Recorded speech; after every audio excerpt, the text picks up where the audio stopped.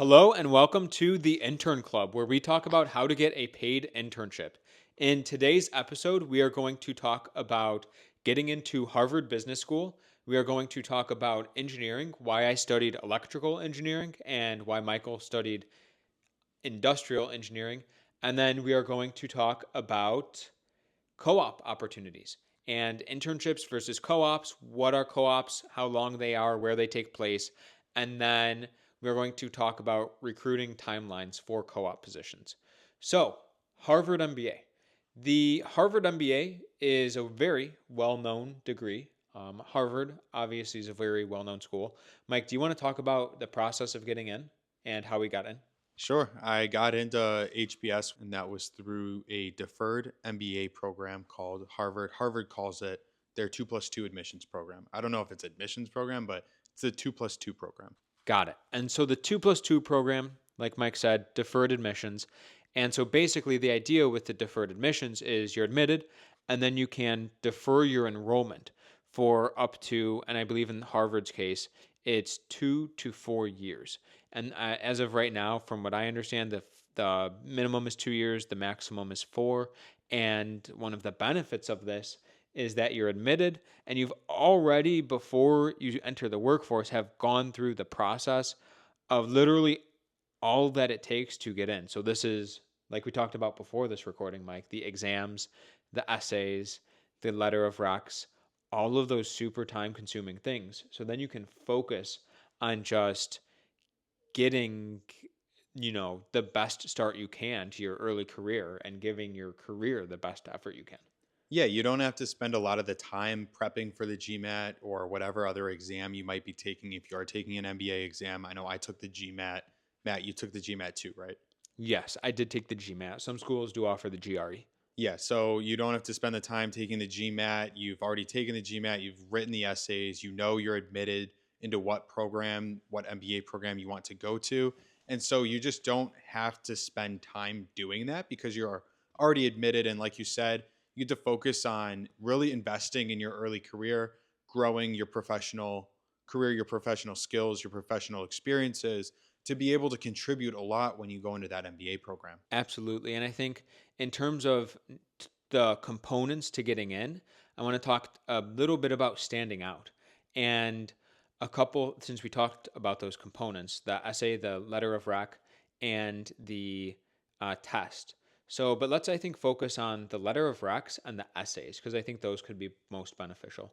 In terms of letter of rec, one thing we noticed both during information sessions and things like that for a variety of these schools that offer deferred MBAs is that you focus on less on getting somebody with a quote prestigious title and more on somebody who can actually talk about you authentically. And my advice for the essays would be to focus on just letting yourself come through in the essays. Yes, absolutely. I think the essay needs to be authentic. I know for me, some other schools, I just tried way too hard to be perfect. But actually, the essay I wrote for Harvard, I didn't really compile it all until like an hour before the application was actually due.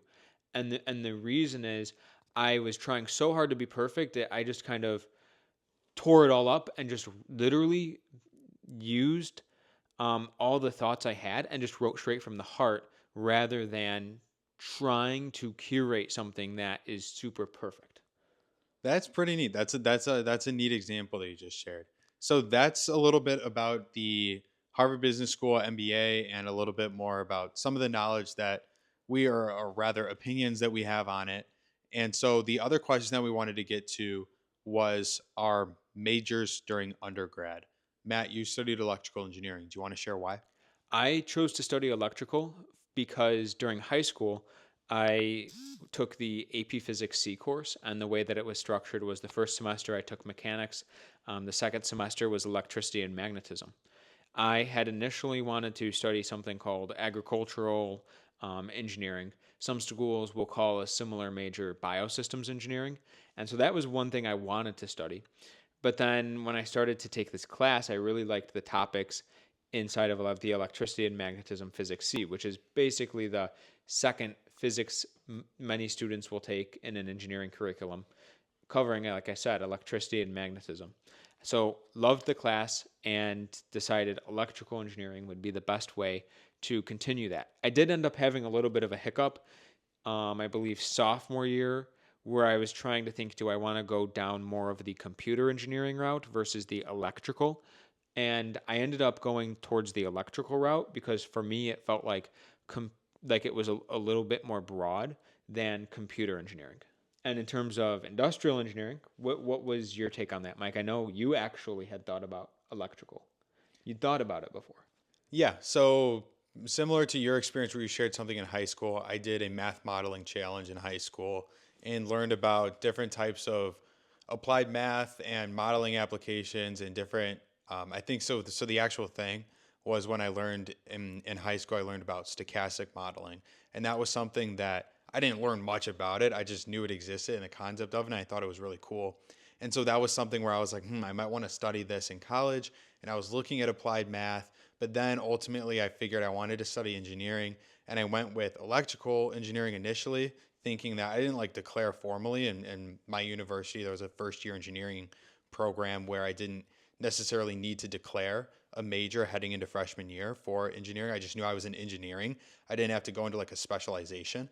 And so then I was deciding between, like, I thought I was going to do electrical engineering, but then over the time I was like, you know what, I really think industrial engineering is where it would be. And the reason why I decided was taking a look at the different classes that I would be taking in each curriculum and seeing which ones actually sounded really exciting. And actually stochastic modeling was in one of the classes that I would be taking in the industrial engineering curriculum. And it was pretty aligned with stuff that I was interested in, a blend between business, technology, engineering. And I thought, this definitely just sounds a lot more geared towards my interests. So both you and I can kind of relate about picking a major based on passion and genuine interest. I think that's what we both went through. And looking back, I'm really happy I made that decision. Really grateful I studied industrial engineering. I liked my major. And yeah.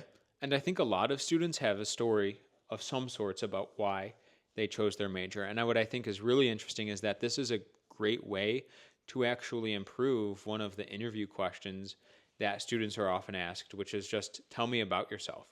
And if a student can not just talk about maybe the items on their resume, but also add a little bit of new detail, they can start to stand out. And so, one simple way to do that is in a sentence or two, when maybe they introduce their major, they talk about why they studied their major. And that just adds a little more detail, a little more nuance, and interesting ideas to it.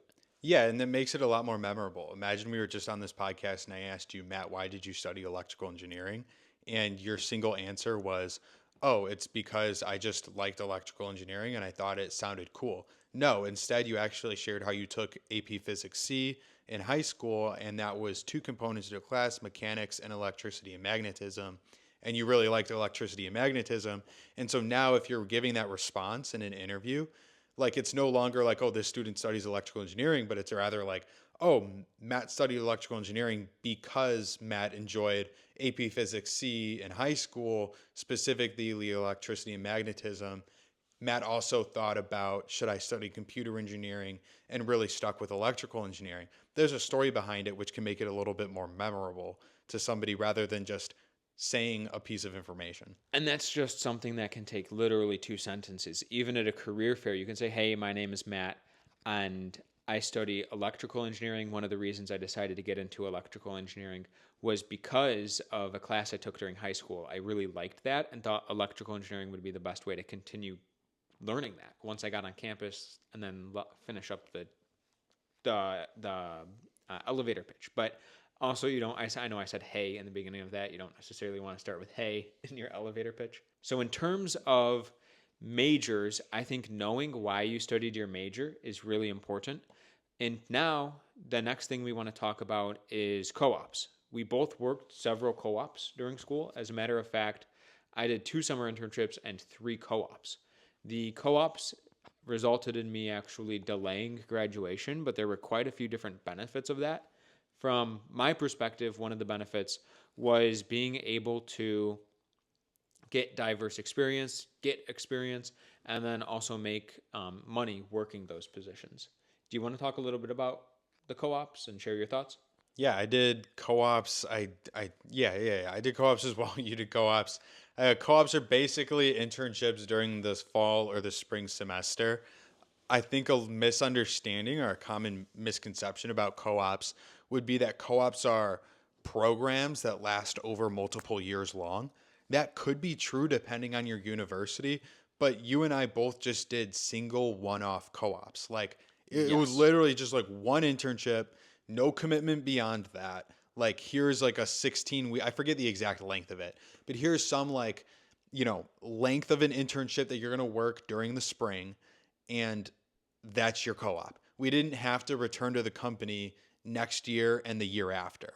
This was a one-time thing that we were like, yeah, let's do. I It's like an internship. I absolutely agree. The huge misconception around co-ops is that they are this giant program. In some cases, they are. But in many cases, when we're talking about these large Fortune 500 employers, you can go to one of their websites and you can search co-op, CO-OP, and you will see co-op positions likely listed. Of course, it varies depending on the time of year and the company you're looking at. And the general idea is it's a one-off experience that takes place during the semester, and many of them will even list in there when they expect you to start and when they expect the experience to end. So, in terms of when these take place, Mike, in your experience, what has your experience been? Yeah, it pretty much aligns with the school academic semester schedule. So fall co-ops would typically begin in August or September and then go through December. And then spring co-ops would start around January. And then, I mean, maybe those spring co-ops transitioned into a summer internship. Who knows? That maybe that's one of the benefits of co-ops is because it can transition to like future internships or something like that. But the spring co-ops would be like January and then kind of be that spring semester before the summer internship season starts. And I think also a huge benefit of working co ops is actually an extended winter break. Because in some cases, if your co op starts in January, you may have started your winter break with the rest of the students at your school. But then because you're doing a co op, let's assume you're not taking any classes and you're just working full time, you may not start the co op until 2 weeks after everybody else goes to class.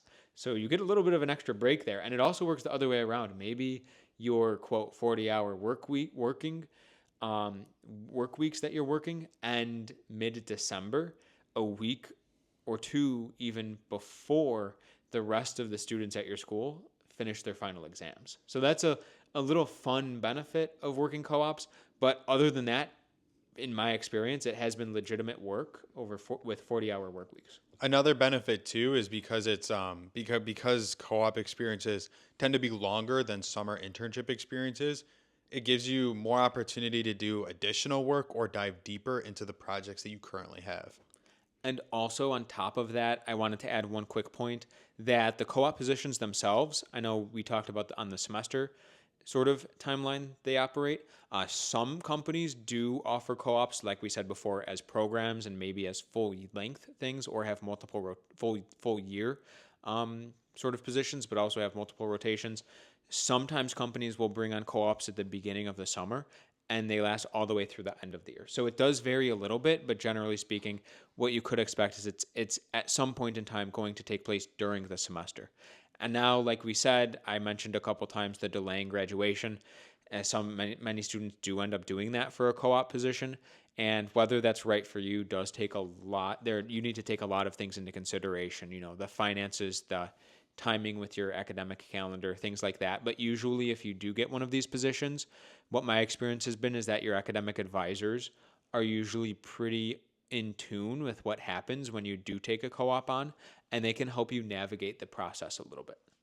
And when in my situation, I came in with extra credits, so I knew I was going to be graduating early, like before 4 years. So like you can say like the typical expectation. I don't know what like the average rate it takes to graduate college, but like if you were to say, okay, like if my goal personally, my goal was like I want to graduate in 4 years, but I was set to graduate early, and so I knew that I had a couple semesters that I could co-op while still graduating in 4 years. And so I was in like that. That's like, again, how we say it could be like on a case by case basis for the student. That's something for you to evaluate yourself. But in my case, I knew I was going to graduate early. And so I had a couple semesters, you could say open per se, like quote unquote open.